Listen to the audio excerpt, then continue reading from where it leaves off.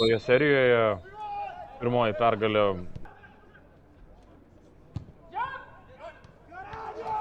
Kartyboje Virštoną. Taip ir paneigė mano žodžius dabar. Perdavimas, geras žaidimas, gera kombinacija per trečią.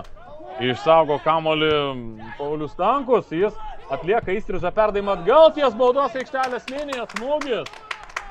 Penkiese Bivon futbolininkai toje puolimo linijoje baudos aikštelės smūgis galva.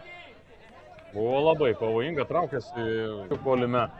Drebėjo gynybos, dabar viskas, adaptacija įvyko. Ir reikia ieškoti kitų sprendimų, kad ir tokių štai perdavimų į zoną, kurioje galima žaisti 2 prieš 2, šiek tiek tą zoną kairiajame krašte. Diavara pažemė. Į baudos aikštelę yra situacija smūgis ir gaudo kamuolį. Pavyksta. Kairė į dešinį pusiau kraštą, atšokimas atgal smūgis. Poli, ar bus čia variantų yra. Kokias 2 prieš 3, geras kamuolio prasispyrimas kulnu, perdavimas į kairį kraštą, tiksliai žaidžiama. Kamuolys Korto rankose. Rungtynės ir kol kas žaidžia. Lubo perdavimas.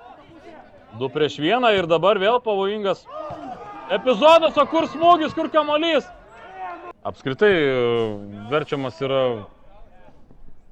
žaisti labai toli nuo puolimo zonų. Čia perdavimas labai pavojingas ir iš kokio. Ir atstumą pranašumą turėjo Vadim Šulžickiai.